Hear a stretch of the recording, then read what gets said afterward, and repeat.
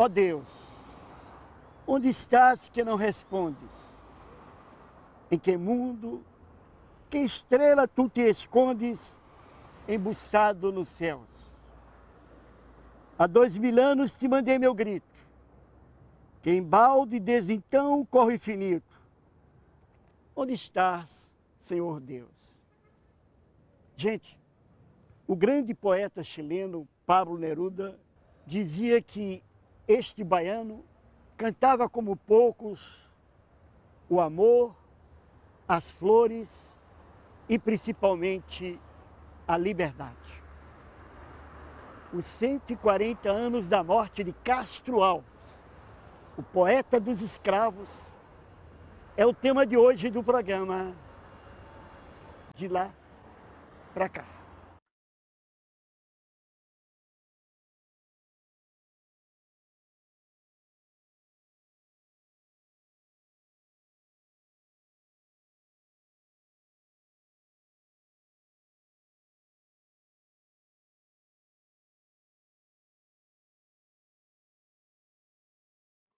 Quando Castro Alves veio para São Paulo se inscrever na Faculdade de Direito do Largo de São Francisco, ele tinha 21 anos e já era famoso no Brasil inteiro. Tinha passado pelo Recife, por Salvador, pelo Rio de Janeiro e aqui em São Paulo também. Todos queriam vê-lo, porque ele era lindo, e todos queriam ouvi-lo, porque ele declamava como ninguém suas poesias, que eram consideradas geniais. E se São Paulo gostou de Castro Alves também gostou de São Paulo. Daqui saíram obras-primas, como Vidente, Navio Negreiro, Vozes d'África, O Adeus de Teresa, Boa Noite, tantos outros. Antônio Frederico de Castro Alves foi um dos maiores poetas brasileiros. Nasceu no dia 14 de março de 1847, na fazenda Cabaceiras, próxima à vila de Curralinho, hoje cidade de Castro Alves, na Bahia.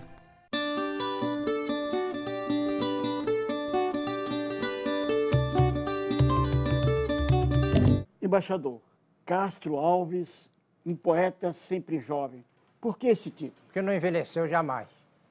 Ele não só morreu muito jovem, aos 24 anos de idade, mas deixou uma obra que, sendo marcada pelo romantismo e pelos cacoetes do romantismo, ela, no entanto, sobrevive límpida, clara, precisa, jovem, quase juvenil, liricamente juvenil e entusiasticamente jovem. Essa obra dele é uma obra, em grandes momentos, uma obra política, mas ele também era enfim, há outras motivações também na obra dele, na poesia dele. Ele queria ser um poeta político. Isso fica muito claro e expressou isso várias vezes. Que a abolição da escravatura era a coisa mais importante que ele tinha no seu horizonte. E para isso trabalhou extraordinariamente e foi importantíssimo, porque podemos dizer que quando ninguém pensava em abolir a escravatura no Brasil, Castro Alves, nos seus poemas, já indicava nesta direção e seus poemas contribuíram muito para toda a campanha abolicionista. Lá na úmida senzala, sentado na estreita sala, junto ao braseiro no chão, entoa o escravo seu canto. E ao cantar, correm-lhe em pranto saudades de seu torrão. Castro Alves.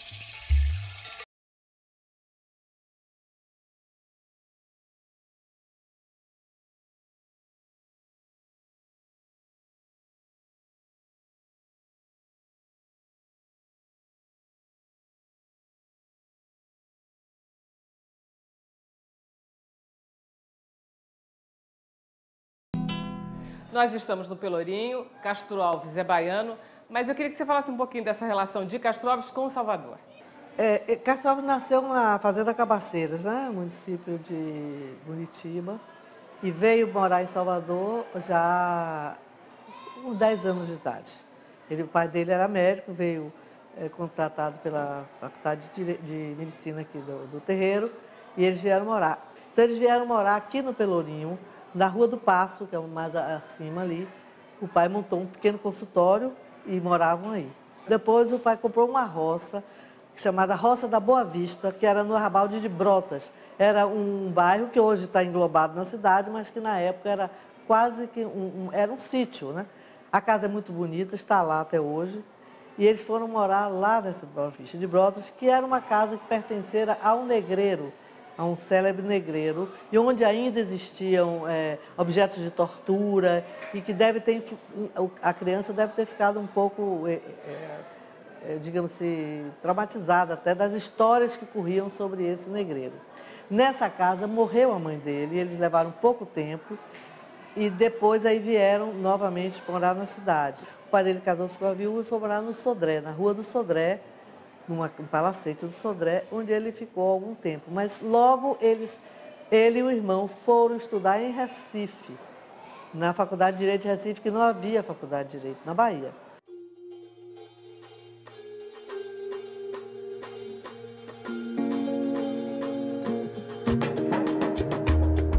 Você, em grandes poemas do romantismo brasileiro, você celebra o nosso Castro Alves, né? Fala um pouco sobre a poesia de Castro Alves. Castro Alves é um dos dois grandes românticos nossos. Implacavelmente, junto com Gonçalves Dias, são os dois maiores de uma geração que pode dizer que é a geração fundadora da poesia brasileira. Na literatura, o romantismo surgiu no final do século XVIII. Os temas recorrentes do romantismo foram o culto da sensibilidade e o isolamento heróico do artista. Ele tem uma parte de poesia amorosa que é das mais altas já escritas no Brasil, em toda a história da poesia brasileira. Há uma poesia, como você falou, que chega muito perto de uma ação política. No caso dele, ele escolheu como causa a escravidão, quer dizer que era a grande causa nacional naquele momento. E fora isso, ele tem o que eu chamo de poemas de pura reflexão. Quer dizer, poemas sobre a morte, sobre a passagem do tempo, sobre a saudade da infância. Quer dizer, são pelo menos 3 registros. Qualquer grande poeta tem isso. No caso dele é muito marcado e a qualidade é altíssima. A qualidade média do Castro Alves é muito alta. Quando a infância corria alegre, à toa, como a primeira flor que na lagoa, sobre o cristal das águas se revê, minha infância refletiu-se a tua. Castro Alves.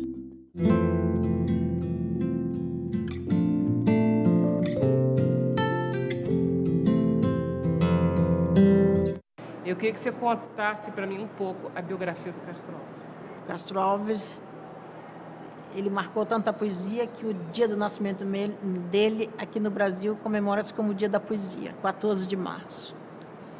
Ele nasce em 1847, no dia 14 de março, numa família onde o pai era um médico, cirurgião, professor da Faculdade de Medicina na Bahia, e a mãe, filha de um fazendeiro que tinha tido uma grande participação nas lutas da independência na Bahia. Então, 2 mundos, de certa forma.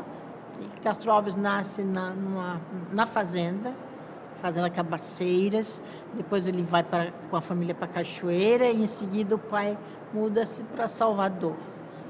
E ele praticamente vive em Salvador até a sua ida para Recife com o irmão, onde vai fazer a faculdade de Direito. Aos 16 anos, Castro Alves foi para o Recife estudar Direito. Lá percebe os primeiros sintomas da tuberculose. Fale um pouco do Castro Alves em Recife. Quer dizer, é em Recife que ele se revela. Fala um pouco dessa ida, dos embates dele com Tobias Barreto. Ele na Bahia já tinha se revelado como um jovem poeta importante. E chega no Recife também como um jovem poeta de algum nome. Porque era muito curioso, os livros praticamente não se publicavam. Publicavam-se poucos livros no Brasil naquela época e as tiragens eram muito pequenas, eram tiragens de 200 exemplares, 400 exemplares, 500 exemplares, quando muito. Mas os poetas eram conhecidos porque eles eram recitados. E eles corriam o mundo nos álbuns das moças. Os álbuns de poemas, as moças pediam que escrevessem poemas e as pessoas escreviam poemas. E passavam de papel em papel e de boca em boca. Então o Castro Alves chega ao Recife já conhecido como poeta. Mas é no Recife que ele se impõe no teatro. Ele passava um pó de arroz para ficar mais pálido, passava um pouco de carmim nos lábios para ficar com os lábios mais vermelhos e punha óleo, bastante óleo nos cabelos, que eram muito bonitos, para os cabelos ficarem mais brilhantes. E assim, na luz do teatro, ou na penumbra do teatro, ele ganhava força pessoal, ele ganhava a fisionomia de poeta que ele queria ter. Ele era bonito, ele era conhecido pela beleza e muitíssimo vaidoso. Ele era vaidoso, ele se apresentava no teatro todo maquiado, a cabeleira dele era assim, uma cabeleira maravilhosa, ele era muito bonito. Olhos, diziam que a avó dele era cigana, então ele tinha aqueles olhos muito bonitos, ele era um homem muito bonito na época.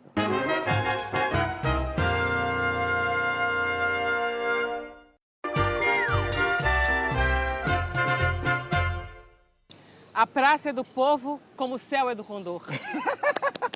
Excelente poeta. Em frente aqui é o Teatro Castro Alves, na Bahia. Né? Excelente poeta e péssimo aluno, né, Anselmo? Ele levou bomba na primeira vez que ele tentou entrar na Faculdade de Direito de Recife. Mas depois que ele entrou, ele virou amigo, muito amigo, de um conterrâneo meu, também poeta, Tobias Barreto.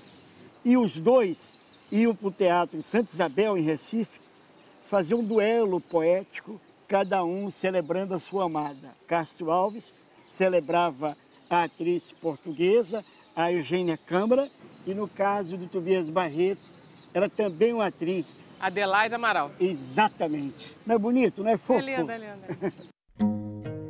Foi em Recife, por volta de 1862, que Castro Alves se apaixona pela atriz portuguesa Eugênia Câmara.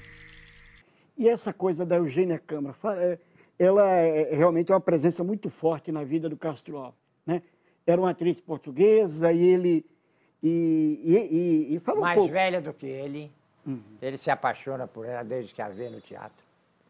Ela era uma mulher interessantíssima. Escrevia, publicou um livro de poemas elogiado por Camilo Castelo Branco e desancado por Ramalho Ortegal. Ela escreveu peça de teatro, ela traduziu peça de teatro. Era uma grande atriz, reconhecida como grande atriz em Portugal e em todo o Brasil. E era uma mulher à frente do seu tempo. A Eugênia Câmara estava excursionando por todo o Brasil com uma peça que foi um enorme sucesso na época, chamada uma peça francesa, O Anjo da Meia-Noite, L'Ange de Minuit, que foi inclusive traduzida por Machado de Assis. E no Recife ele encontra Castro Alves, que como todo poeta também tinha uma atração enorme pelo teatro. E se apaixona, uma paixão famosa, ela uma portuguesa 10 anos mais velha que ele, que escrevia versos, essa coisa toda, no mesmo tempo que o grande filósofo sergipano, quase da mesma geração, Tobias Barreto, havia se apaixonado pela atriz Adelaide do Amaral. Então começa um duelo acompanhado com grande júbilo pelo público, em que cada um escrevia poemas elogiando as suas musas teatro, e falando mal da musa do outro. Vamos, meu anjo, fugindo, a todos sempre sorrindo, bem longe nos ocultar como boêmios errantes, alegres e delirantes, por toda parte a vagar. Poema de Castro Alves para Eugênia Câmara. Fale um pouquinho sobre as mulheres, a importância delas, do amor. Ele tem musas, não é? Eu acho que a grande parte era tudo muito fantasia, né? Tem as célebres judias, as irmãs Amizalak, que eram vizinhas dele, que ele ficava da janela e fez um poema maravilhoso, que é Hebreia, que é lindo, que ele fez para elas. Tem uma moça lá em Recife também, que ele tem uma paixão, que era uma moça mais simples, que ele mora com ela e tal. A grande paixão da vida dele realmente foi a Eugênia Câmara, né?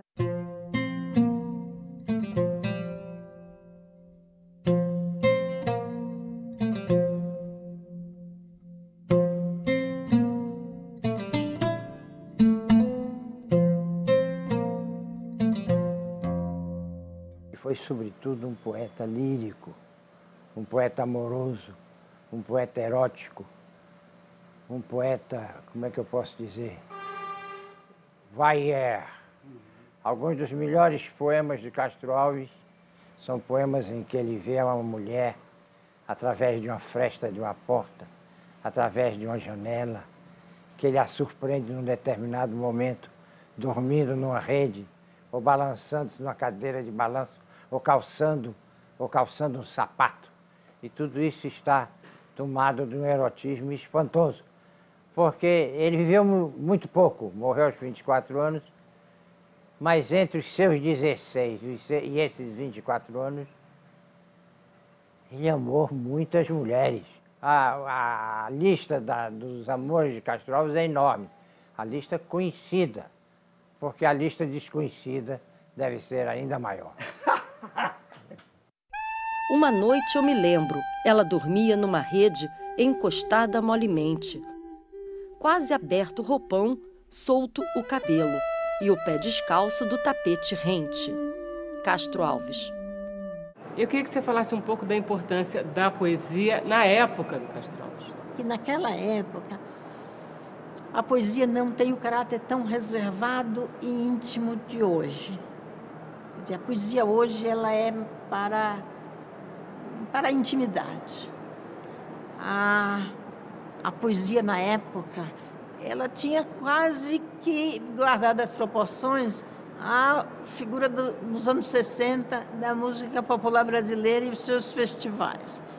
Então, os jovens iam para os ambientes, ou para os comícios, ou para os teatros, e, ao final, eles declamavam, improvisavam poesias que eram discursos, poesias que eram exaltação a alguma coisa.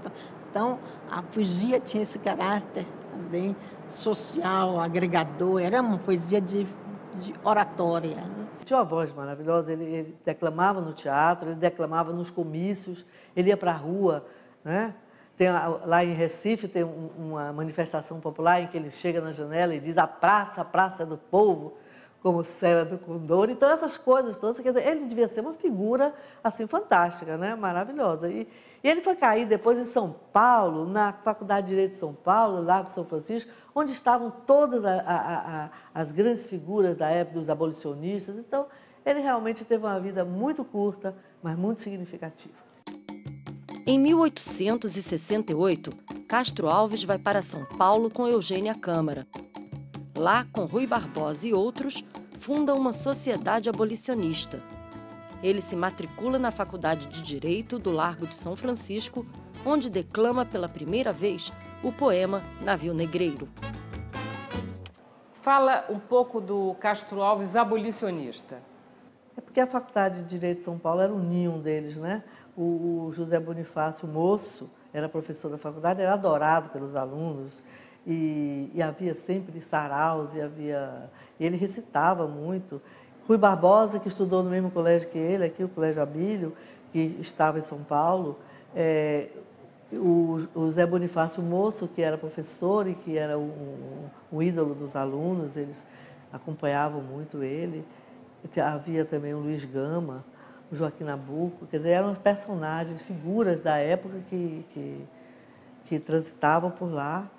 E ele se enturmou logo muito bem e ele participava eu acho que ele só não fazia muito estudar direito, viu? Mas o resto de literatura e agitação era com ele. Foi um grupo de meninos, eram os rapazolas, Joaquim Nabuco, Rui Barbosa, Castro Alves e alguns mais. Esses rapazolas que começaram na Bahia a luta contra a escravidão, e depois em São Paulo, e depois no Recife. E no Recife, na Bahia, em São Paulo e no Rio de Janeiro. Quer dizer, quando ninguém falava nisto. Havia, naturalmente, tinha havido José Bonifácio de Andrade Silva, que desde a independência quis resolver o problema do escravo, e não só o problema da escravidão, mas o problema de inserir o ex-escravo na plenitude da sociedade brasileira.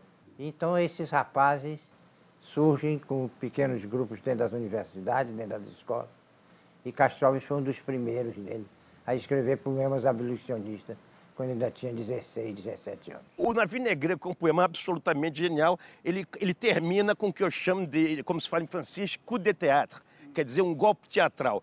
Ele vai o tempo inteiro descrevendo aquela cena hedionda que é o navio negreiro, e até os elementos da natureza vão ficando com horror daquilo.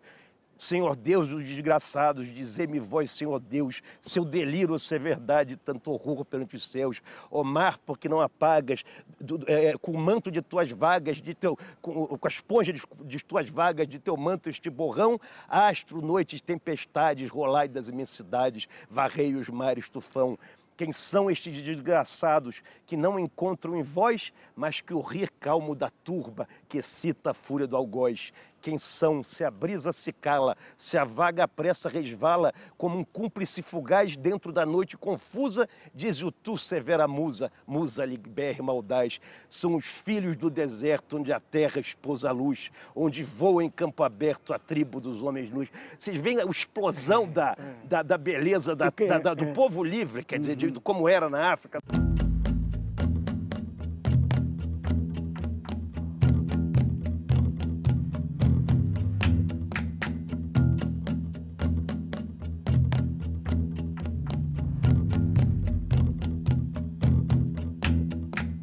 Eu queria que você me contasse um pouco a história da saúde dele, porque ele morre muito cedo, com 24 anos, tão bonito. O que houve? Castro Alves tinha um histórico de tuberculose na família. O pai dele teve tuberculose, jovem, foi justamente quando conheceu a mãe de Castro Alves, lá em Curralinho, onde ele foi também, que era um lugar apropriado para cura dessas coisas. Ficou bom, não morreu, curou-se. Mas a mãe dele morreu tuberculosa. Ela morreu na chácara da Boa Vista tuberculosa. E ele adquiriu o bacilo e a primeira manifestação de tuberculose, de que ele estava tuberculoso, foi ainda estudante em Recife, quando ele teve a primeira hemoptise, quer dizer, a primeira crise. Ele estava numa rede e o amigo dele chegou e encontrou ele banhado em sangue e apavorado. Embaixador, fale do fim da vida de Castro Alves. É um fim da vida trágico. Ele estava indo para uma caçada, dá um tiro no pé, em consequência disso, sofrer várias intervenções cirúrgicas, acaba por ter o pé amputado e nesse processo vê se agravar a sua tuberculose. Já com um pé de madeira falso, ele vai ao Rio de Janeiro, a um teatro, vê Eugênia de Castro, vê a sua amada Eugênia representando. Ele queria vê-la pela última vez e vai. Nós não sabemos, porque não ficou registro, se ele depois do teatro foi ao camarim falar com a Eugênia. Se lhe apertou a mão, se esteve com ela, se lhe acenou da plateia ou se simplesmente saiu sem vê-la. Mas o fato é que ele vai escrever um poema belíssimo sobre esta última vez que vê a bem-amada, que vê a Eugênia Câmara, e publica este poema no Jornal do Rio de Janeiro. Sinto que vou morrer. Posso, portanto, a verdade dizer-te santa e nua. Não quero mais teu amor, porém minha alma, aqui, além, mais longe, é sempre tua.